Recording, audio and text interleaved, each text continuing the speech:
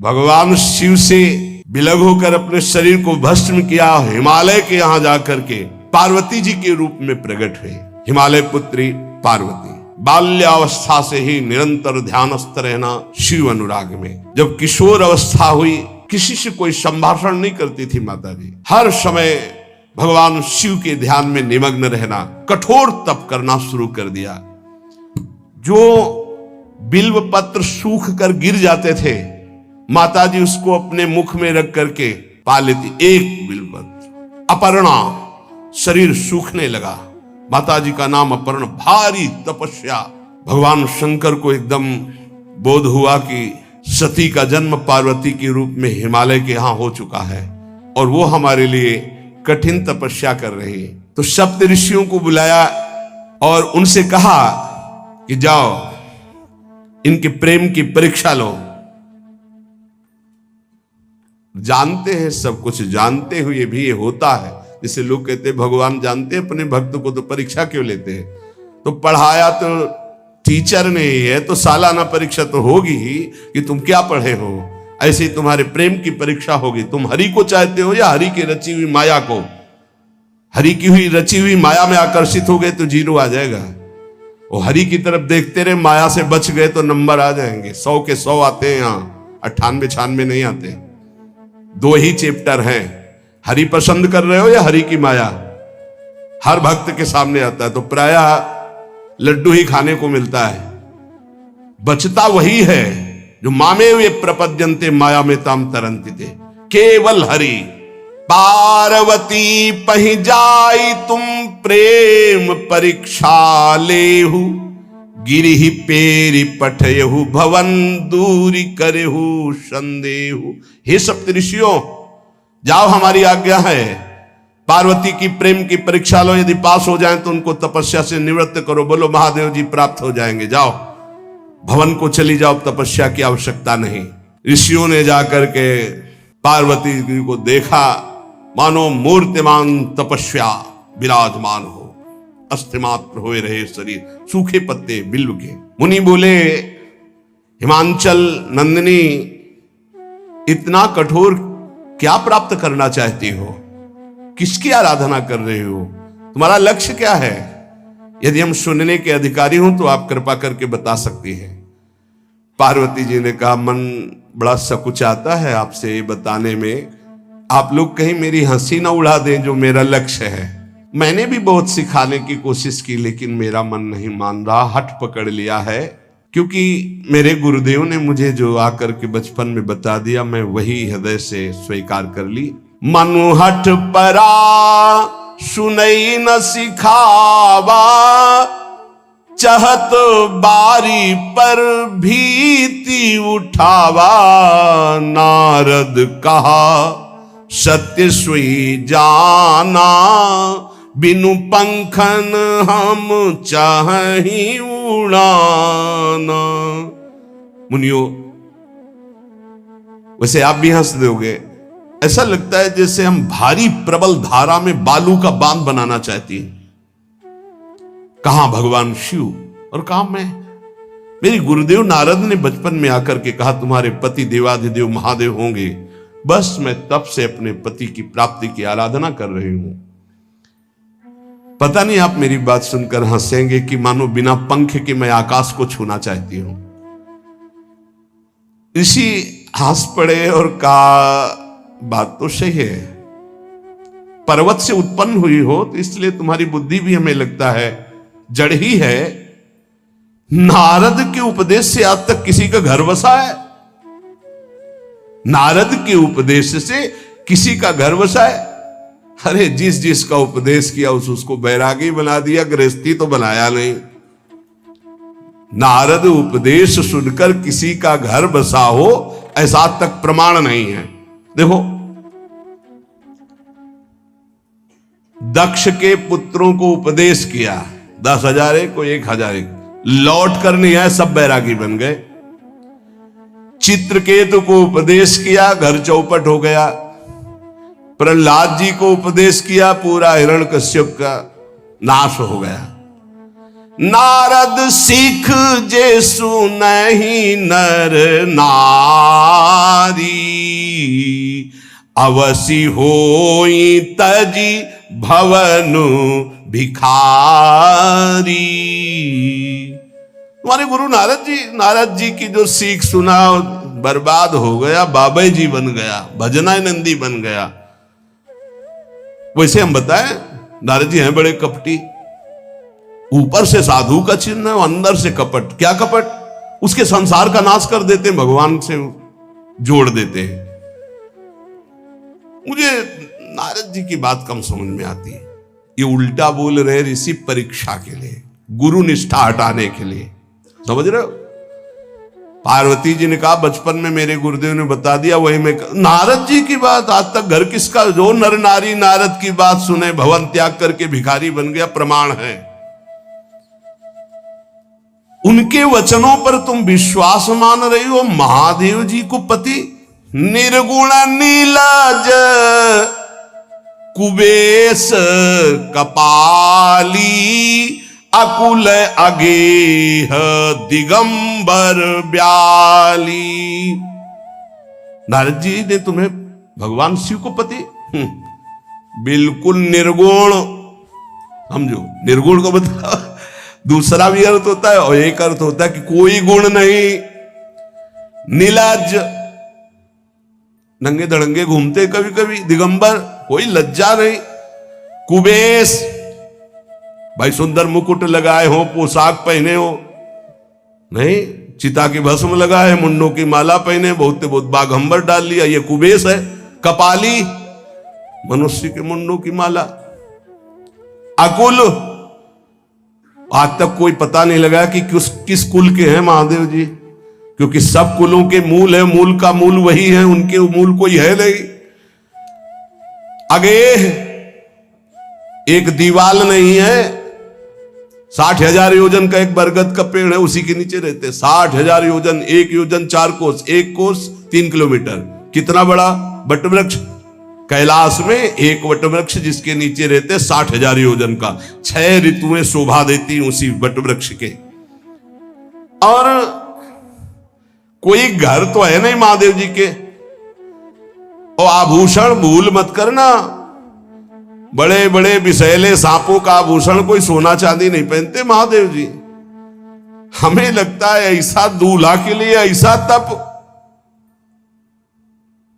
नारद जी ने ठग लिया तुम्हें, पागल बना दिया तुम्हें। देवाधिदेव महादेव के सुनो, इन्हीं ने शिक्षा दी थी सती को। ऐसे बौरे पति मिले, आग में जाके शरीर भस्म करना पड़ा। इसलिए हम तुम्हें बता रहे हैं कि बहुत सुंदर दूल्हा हम देख के आए हैं। हम जान गए थे कि तुम तपस्या कर रही हो। हरि का नाम सुना है? बैकुंठ में रहते हैं, बहुत सुंदर हरि है। यदि उनका आप वर्ण कर ले तो सुखी हो जाएंगे। बैकुंठ राजधानी, अब आभूषण उनके क्या कहना, पार्षद सही। ऐसे शिव जो चिता की राख लगाते, सांपों की माला पहनते, मुंडों की माला, सांप का जनेऊ, बाघंबर, हमें तो पसंद नहीं आए। और हमारी बात मान लो, ऐसे के पास स्त्रियां टिक नहीं सकती जिनके घर नहीं, आभूषण नहीं, धन नहीं, कोई भोग सामग्री नहीं, उदासीन, उनको किसी से मतलब नहीं। तो सुनो, हमारा विचार स्वीकार कर लो। अति सुंदर सुचि सुखद सुशीला, गावहि वेद जासु जस लीला। असबर तुम्हि मिलावब आनी। बहुत सुंदर त्रिभुवनपति, बड़े सुशील गुणवान, जिनका यश वेद गाते गाते अघाते नहीं है, कोई दोष नहीं, सद्गुणों के समुद्र, लक्ष्मीपति, वैकुंठाधिपति। तुम्हें कुछ नहीं करना, हां बोलो, वो आएंगे, गरुड़ पे बैठाल के ले जाएंगे। तपस्या करने की जरूरत नहीं, पार्वती जी बहुत हंसी। सुनति बिहसी कहा वचन भवानी। अच्छा अच्छा अच्छा, आपने ठीक कहा कि पर्वत से हमारा प्रादुर्भाव हुआ है, इसलिए आपको यह भी पता होगा कि पर्वत बहुत हठीला होता है, जहां डटा है वहीं डटा रह सकता है। सुनो, पर्वत से सोना भी उत्पन्न होता है जो आग में जलाने पर भी अपना तेज बढ़ाता है, घटाता नहीं। तुम मेरे गुरुदेव के प्रति ऐसा बोले कि वो जिसको उपदेश करते हुए उसका घर उजड़ जाता है। तो बसौ भवन उजरो नहीं डरो, पर नारद बचन न मैं परिहरऊं। अपने गुरुदेव के एक भी शब्द को मैं नहीं काट सकती, चाहे मेरा जीवन रहे या ना रहे। बसन हमारा और हमारा भवन, हमारा श्रृंगार, हमारा सर्वस्व, ये मिले या ना मिले, पर हमारे महादेव जी मुझे मिले। तुम आभूषणों की, वसन भूषण की बात कर रहे हो, ग्रह की बात कर रहे हो, पद की बात कर रहे हो। गुरु के बचन प्रतीति न जेहि, सपने हूं सुगम ना सुख सिद्धि तेहि। एक बात तुम्हें बता दूं सप्तऋषियों, जिसे अपने गुरुदेव के वचनों पर विश्वास नहीं, गुरुदेव का भरोसा नहीं, उसे कभी कोई सुख और सिद्धि कदा प्राप्त ही नहीं हो सकती। महादेव ओ गुण भवन विष्णु सकल गुण धाम, जय कर मनुरम जाहि संते ही सन काम। आपने बताया कि महादेव में कोई गुण नहीं है और विष्णु समस्त सद्गुणों के धाम है, मैं मानती हूं, लेकिन मेरा मन महादेव जी से रम गया है। अब तो केवल महादेव जी, पहले मिलते हो सलाह करते तो तुम्हारी बात सुनती, अब तो गुरुदेव नारद जी ने जो उपदेश किया वही मैं करूंगी। अब मैं जन्म संभुहित हारा, को गुण दूषण करे विचारा। ये इष्ट निष्ठा होनी चाहिए। अब तो हमारा जन्म आराध्य देव के लिए, अब कौन गुण दोष का चिंतन करे।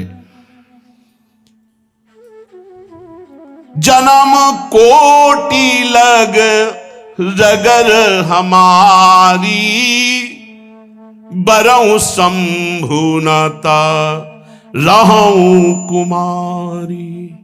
करोड़ जन्म लूंगी, अगर इस जन्म में महादेव जी ने मिले तो करोड़ जन्म लूंगी, हर जन्म तब करूंगी, पर हमारे प्रीतम होंगे महादेव, पति होंगे महादेव। तजऊ न नारद कर उपदेशु, आपु कहीं सत बार महेशु। हजार बार आकर के, सैकड़ों बार आकर महादेव जी भी कहें कि अपने गुरुदेव के वचन छोड़ दो, तो मैं अपने गुरुदेव के वचनों का त्याग करने वाली नहीं। आप जा सकते हैं, बहुत जगत में कुंवारी कन्याएं और कुंवारे वर हैं, उनका ब्याह करा दीजिए। मेरी तो केवल एक ही बात रहेगी, हर जन्म महादेव जी के लिए। समस्त सप्तऋषियों ने साष्टांग दंडवत की और कहा, जगदम्बा आप नित्य शिव की अर्धांगिनी, भगवान शिव ने ही मुझे भेजा था आपकी परीक्षा के लिए। जाओ, भगवान शिव सब जान रहे हैं, ब्याह पक्का, अब आपको तप करने की जरूरत नहीं है। तुम माया भगवान शिव, सकल जगत पितुमात, नाई चरण सिर मुनि चले, पुनि पुनि हर्षत गात। प्रणाम करके सप्तऋषि गए हिमांचल से, कहा सादर अपनी कन्या को लिवा लाओ और ब्याह की तैयारियां शुरू करो। महादेव जी ब्याह के लिए पहले से ही राजी हैं और समस्त देवता ब्रह्मा जी आदि उनके पास जा रहे हैं प्रार्थना करने के लिए। इधर जब पार्वती जी को लेकर हिमालय अपने घर पे आते हैं, तब भगवान विष्णु, समस्त देवता, ब्रह्मा जी कैलाश पहुंचे, जहां भगवान शिव विराजमान थे। सबने स्तवन किया और कहा, प्रभु बहुत दिन से एक लालसा है, सकल सुरन के हृदय शंकर परम उछाहु, निज नैनन देखा चाहे नाथ तुम्हार विवाह। भगवान विष्णु ब्रह्मा जी समस्त देवताओं ने कहा प्रभु हम सबके मन में एक उत्साह है, आप दूल्हा हो हम सब बराती हो, आपका विवाह देखना चाहते हैं। प्रभु ये उत्सव देख ले तो हमारा जीवन सार्थक हो गया, आप हां बोलो। कामदेव के मद को चूर करने वाले आपको दूल्हा रूप में देखना चाहते हैं हम सब। स्वामी का स्वभाव होता है सेवक को सुख देना। पार्वती जी ने अपार तप किया है आपके लिए, आप उनको अंगीकार कीजिए। भगवान विष्णु ब्रह्मा जी की प्रार्थना सुन करके भगवान शिव जी ने कहा तथास्तु, ठीक है ब्याह पक्का। देवताओं ने नगाड़े बजाए, फूलों की वर्षा होने लगी, देवाधिदेव महादेव की जय के नारे कैलाश में गूंजने लगे। सप्तऋषि भगवान शिव के पास आए, कहा प्रभु बड़ी अनन्य है पार्वती जी आपकी, अखंड प्रेम है। हमने बड़ा छल करके उपदेश किया, लेकिन उन्होंने कहा कि मैं नारद जी का उपदेश नहीं त्याग सकती, करोड़ों जन्म लूंगी और हर जन्म महादेव जी के लिए। भगवान शिव जी की आंतरिक वृत्ति जो पार्वती जी की प्रीति की है उसे कोई नहीं जानता। बहुत विरह में रहे, ऐसा न समझे कि देवाधिदेव महादेव जी परम उदासीन है, नहीं। सती जी के वियोग में बड़ी विचित्र दशा महादेव जी की हुई थी। सप्तऋषि फिर गए पार्वती जी के पास और कहा भी बीच में घटना घट गई, कामदेव गया था महादेव जी की समाधि को भंग किया तो महादेव जी ने कामदेव को भस्म कर दिया, तो अब ब्याह का मतलब क्या रह गया। भवानी ने कहा तो तुम क्या अभी तक भगवान शिव को कामयुक्त देखते थे क्या? क्या तुम समझते हो तुम्हारे जान काम अब जा रहा? अरे अब लग शंभु रहे सभी कारा। तुम्हारी नजर में अभी तक भगवान भिखारी थे और अब काम को भस्म किया है। अरे हमने भगवान शिव की आराधना की, हमरे जानी सदा शिव जोगी, अज अनवद्य अकामो अभोगी। मैंने तो शिव को सदा ही योग संपन्न ब्रह्मबोध देखा है। वचन और कर्म से मन से मैंने यदि भगवान शिव को अपना स्वामी माना है, योगी, अजन्मा, अनिंद्य, काम रहित, भोगहीन, तो निश्चित मुझे प्राप्त होंगे। भगवान शिव के पास फिर सप्तऋषि गए, बोले प्रभु गजब की निष्ठा है, केवल आपके प्रति प्रेम है। ब्रह्मा जी ने लगन रची, सप्तऋषियों को बुलाया और कहा ब्याह दोनों तरफ, ये लड़की पक्ष की लगन, ये वर पक्ष की लगन। ब्याह तय हो गया, दिन नक्षत्र घड़ी, नगाड़े बजने लगे, देवताओं के लिए सुमन वृष्टि हुई। ब्रह्मा जी ने सबको बुलाया, हिमालय ने सबको निमंत्रण दिया, बड़े बड़े पर्वत भेंट लेके आ रहे हैं, बड़े बड़े रसनिधि समुद्र भेंट लेकर के आ रहे हैं। वहां भोजन पान के लिए हिमालय के पास कोई कमी थोड़ी थी, रस की नदियां बह रही थी, विविध प्रकार के रस, विविध प्रकार के फल, विविध प्रकार के भोग वहां सब व्यवस्थित किए जा रहे हैं। ब्रह्मा जी ने कहा देखो सबसे पहले नारायण की समाज रहेगी, दूल्हे की नहीं रहेगी, नहीं तो गाली ही पड़ेगी। हिमालय के यहां प्रवेश पाने के लिए बरातियों में सबसे पहले नारायण, फिर देवराज इंद्र का परिकर, वायु देवता, अग्नि देवता, सबसे पीछे दूल्हा की बारात। बात तय हो गई। ऐसे ऐसे सब लगे संवारन सकल सुर, वाहन विविध विमान, हो ही सगुन मंगल सुबद, करहि अप्सरा गान। सब अपने अपने वैभव संपन्न सब तैयार हो रहे हैं। बोले महाराज दूल्हे को तैयार किया जाए। शिव ही शंभुगन करहि सिंगारा, जटा मुकुट अहि मोर संवारा। कुंडल कंकन पहिरे ब्याला, तन विभूति पट के हरि छाला। शशि ललाट सुंदर सिर गंगा, नयन तीन उपवीत भुजंगा। गरल कंठ उर नर सिर माला, अशिव वेश शिव धाम कृपाला। कर त्रिशूल अरु डमरु विराजा, चले बसहा चढ़ी बाजहि बाजा। देखी शिवहि सुरत्रिय मुस्काहि,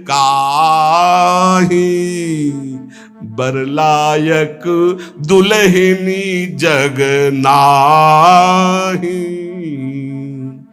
दूल्हे की तैयारी हो रही भाई, चिता की भस्म, चिता की भस्म। जैसे पाउडर ले गए, पहले चिता की भस्म लगाई गई, अब जटाएं बांधी गई।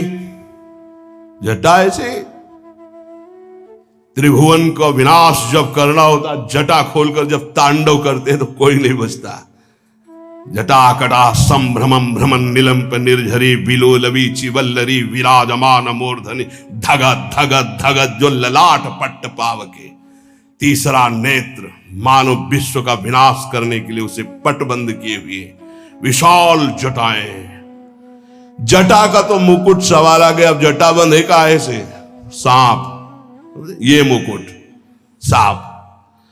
और कुंडल करिया और भूरी भी थी, हाँ सोने चांदी के लिए डंक मार दे तो बेहोश हो जाओ ऐसे। पहिरे ब्याला, बाजूबंद छोटे फण वाले, है कोई पनिहा कोई दुमहा ऐसे। और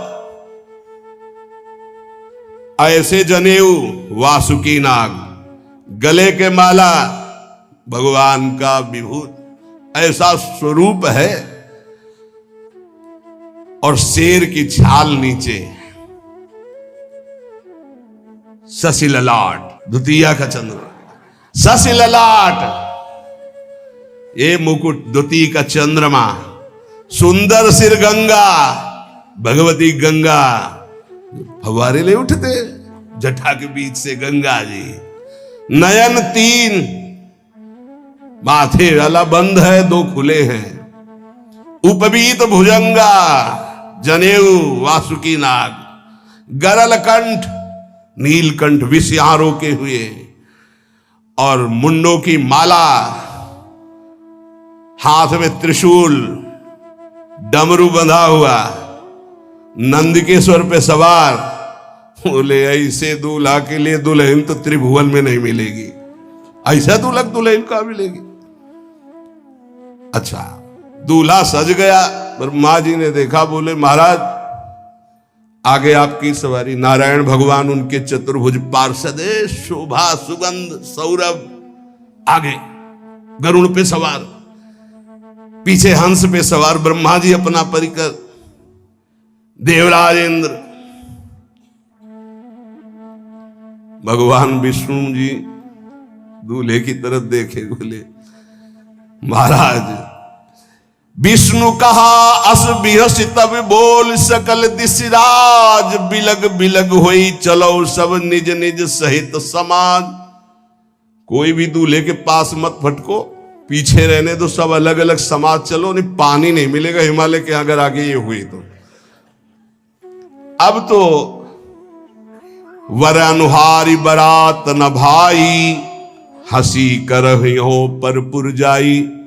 नारायण ने कहा कि दूल्हा के अनुरूप ही हम सब बराती नहीं भैया, दूल्हा सबसे पीछे, सब बराती क्रम से पहले हम, फिर ब्रह्मा जी, फिर देवराज इंद्र, ऐसे सब। भगवान शिव ने कहा तुम अपने पार्षद सब लिए हो, तो हम बुलाते हैं। श्रृंगी निकाली, जे ही बजाया तो भगवान शिव के पार्षद आ गए। शिव अनुशासन सुनि सब आए, प्रभुपद जलज शीस तिन, जय हो महाराज की आज्ञा करो। अरे बोले विवाह हमारा बहुत दिलों से आओ। घुचप्पा जैसे देखो ना, अगिया बैताल। हाँ अब कैसे शिव के बराती हैं, जरा ये आगे पार्टी तो निकल गई बंदनी। ये जो भगवान शिव ने बुलाया बरातियों को, अपने साथियों को मुखहीन विपुल मुख काहू, बिनु पद कर को बहुपद बाहू, विपुल नयन को नयन विहीना, रिष्ट पुष्ट को अति तन खीना। किसी के एक को मुख नहीं, केवल मांस ही का पिंड है, और किसी के पूरे शरीर में मुख ही मुख है। किसी के एक भी हाथ पैर नहीं है, लुढ़कता चल रहा है, और किसी के बहुत से हाथ पैर हैं। किसी के नेत्र नहीं है, किसी के बहुत नेत्र हैं। बड़ा विचित्र। किसी के हड्डी हड्डी है तो कोई बहुत मोटा है, कोई बहुत पतला है। तनखीन को अति पीन, पावन को अपावन, गति धरे भूषण कराल, कपाल कर सब सद्य सोनित तन भरे। खरस्वान सुमर सुकाल, मुख गण भेष अगणित को गने, बहुजिनस प्रेत पिशाच जोगी, जमात बरनत नहीं बने। पिशाचिनी खून लपेटे नाच रहे, भगवान शिव का विवाह। और भूत और किसी के सुअर के मुंह, किसी के कुत्ता के मुंह, किसी के गधा के मुंह। बड़ा विचित्र भेष भगवान के शिव के पास। नाचहि गावें गीत, कौन अप्सरा गंधर्व नहीं, परम तरंगी भूत हो, ऐसे बच रहा है। ये गाल हो रहा है, हड्डी हड्डी है भूत की। भगवान शिव के सामने नाच रहा है, गा रहा है। कैसा शोभा होगी। खून लपेटे पिशाचिनी, अगिया बैताल, रोड लाइट, अगिया बैताल, भगवान शिव की बारात। भूत प्रेत बड़े मौजियल, स्वामी का विवाह हो रहा है, खूब छिड़क कर नाच रहे, देख ले तो मूर्छा आ जाए। अब बनी है बारात, तो जस दूल्हा तस बनी बराता। बाजा कौन बाज रहे हैं? कोई गाल बजा रहा है, कोई मुंह बजा रहा है, वो बैंड थोड़ी बज रहे। कोई चीख रहा है तो जैसे अलग अलग नहीं, तुरही बज रही, ये बज, वहां कोई बाजे नहीं, सब भूत है। भूत प्रेत पिशाचिनी ऐसे स्वर निकल रहे हैं। अब भगवान श्री चले नंदिके पर सवार होकर, जस दूल्हा तस बनी बराता। हिमालय बड़े उत्सव में है।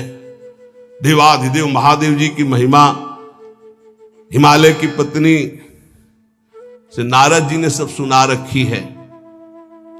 अब तो जितने भी सुंदर सुंदर सब पदार्थ, सब व्यवस्थाएं, सब किए, हाथ जोड़े खड़े हैं। जगदम्बा जहां विराजमान है, वहां सिद्धियों की कौन सी कमी है। ये हुआ कि जय हो बारात पधार रही है, सामवेद का गान करते हुए गरुड़ पर विराजमान भगवान नारायण। सब हिमालय वासी ओहो धन्य है, धन्य। यही दूल्हा है, बाराती है। दूल्हा तो भी बहुत है, सुंदर होंगे, सब देख के लुभायमान हो गए। नारायण परिकर सब।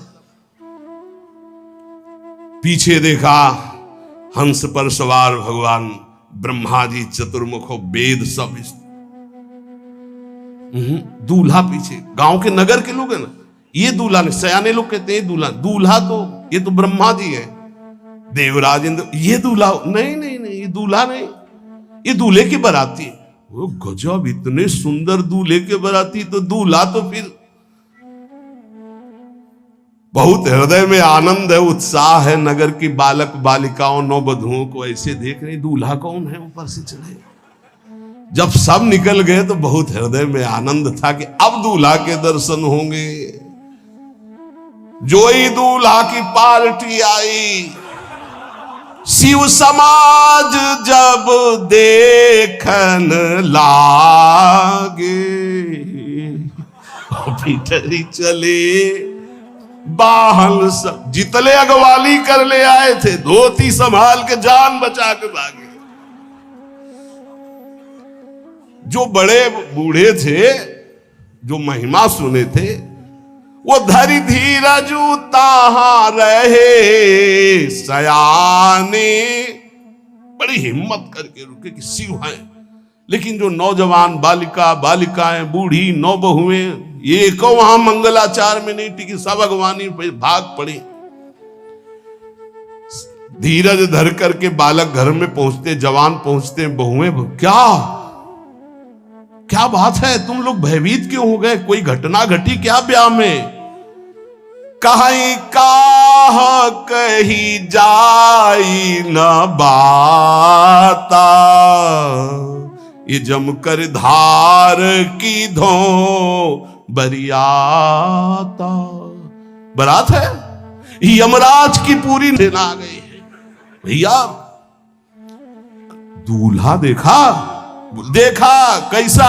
बोले बरु बौराह बस असवारा,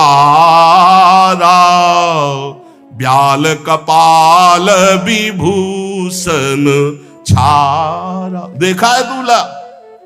बरु बौराह, बावरा है। क्यों? बैल पे सवार है, सांप की माला पहने, भस्म चिता की लगाए, मुंडों की माला। अरे पूछो मत, ऐसा दूल्हा।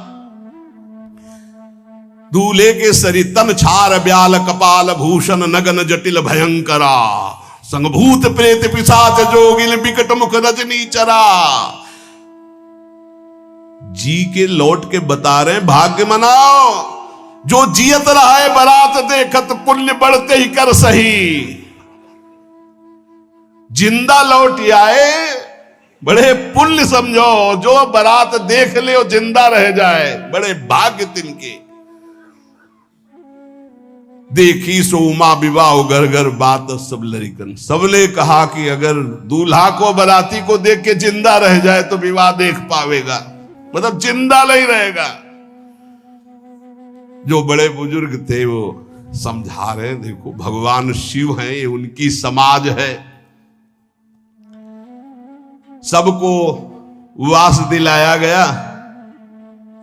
अब आरती करने के लिए, सुमंगल गाने के लिए नवीन नवीन स्त्रियां पार्वती जी की माता के साथ आ रही हैं।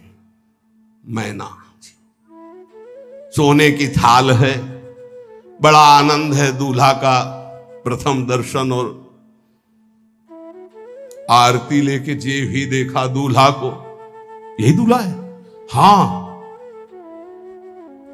भारी रोष पैदा हुआ कि नारद जी ने बर्बाद कर दिया हमारा घर। हमारी बिटिया सूखे पत्ते खा के इसके लिए भजन करती रही। मैना जी ने पीछे मुड़ के देखा, एक भी नहीं स्त्री थी, अकेले थाली लिए खड़ी थी। लौट के आई, उन्होंने कहा कि सब भाग क्यों पड़ी? बोले प्राण बचाए, ऐसे ऐसे करिया फुसकार रहे थे। कोई थाली पटक दी, आरती की गई। पार्वती जी को गोद में बैठाला और रोने लगी।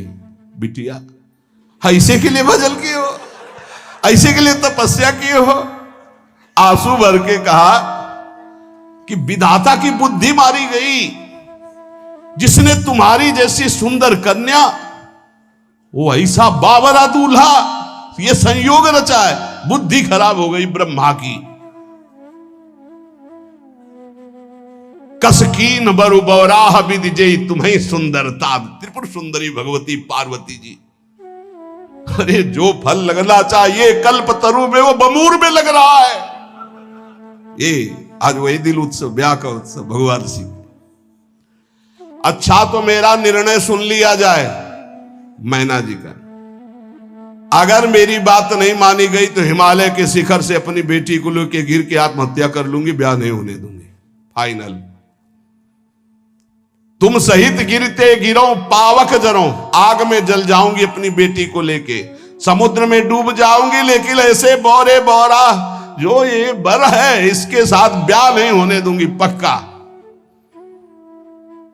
सब रोने लगी मैना जी का आदेश सुनकर। मैना जी कहती, हाय मैंने नारद जी का क्या बिगाड़ा था, नारद कर में काह बिगाड़ा, भवन मोर जिन बसत उजारा। कितना बढ़िया सब चल रहा था, बेटी को उपदेश किया कि वर तुम्हारे शिव देवाधिदेव महादेव, बर्बाद कर दिया सब। ऐसा दूल्हा,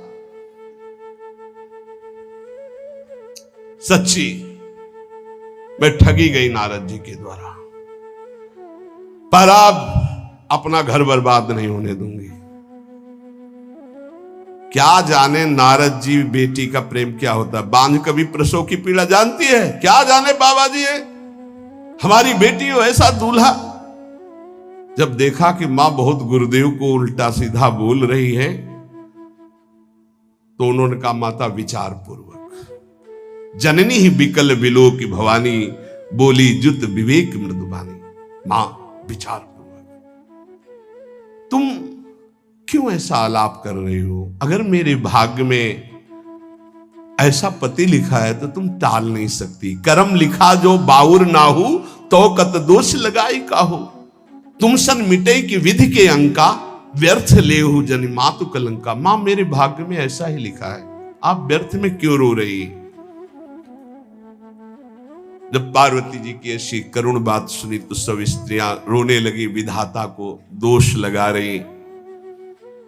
नारद जी के पास हिमालय गए, बोले हम तो संभाल लेंगे, घर में सब गड़बड़ हो गया।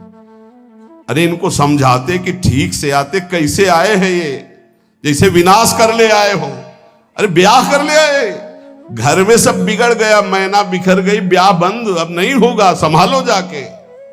नारद जी गए और जाकर के मैना को कहा, देखो ये इनका बाहरी रूप है, ये जो आपके यहां पार्वती के रूप में जन्मी, ये नित्य इनकी अर्धांगिनी सती है, जो यज्ञ भवन में शरीर छोड़ करके आपके यहां जन्मी, ये इनकी नित्य संगिनी है। आप ऐसा शोक मत कीजिए। नारद जी विविध प्रकार से माता को समझाया। इनके द्वारा एक भ्रम हो गया था, तो इनको शरीर त्यागना आवश्यक हो गया। जब भगवान श्री राम सिया जी के लिए हे खग हे मृग हे मधुकर श्रेणी तुम देखी सीता मृग नैनी ऐसा पुकार रहे, तो भगवान शिव ने प्रणाम किया और सती जी के मन में संशय हुआ। सती जी ने सीता वेश धारण किया। जब भगवान शिव ने जाना तो उसी समय त्याग कर दिया था कि अर्धांगिनी रूप में अब कभी स्वीकार नहीं कर, क्योंकि पूज्य माता का रूप आपने धारण किया। तो मूल बात ये थी, इसीलिए योगाग्नि में जाकर शरीर को भस्म कर दिया और आपके यहाँ पार्वती जी के रूप में जन्मी है। जब नारद जी ने बताया कि आप बिल्कुल धैर्य रखिए, भगवान शिव का वैभव आपने देखा नहीं, ये इनका बाहरी रूप है, समझाया मैना को तसल्ली के। बोले अभी दूल्हा रूप आपको दिखाते हैं, आप चुप रहिए। तब मैना के हृदय में कुछ शांति हुई। जितने गांव के नगर के सब लोग थे, सबको सूचना पहुंची, डरो मत, भगवान शिव है, ये लीला कर रहे हैं। अभी नारद जी गए और बोले विवाह करना है कि नहीं करना, शंकर जी से कहा। बोले वह आए इसीलिए, बोले ये सब बंद करो आप, ये रूप से विवाह होता है, वह हमारी सारी जो बिचौलिया हमें पीट रहे हैं, हम उधर जाओ तो उधर, ये रूप हटाओ। बोले कौन सा रूप धारण करें, दूल्हा रूप धारण करो।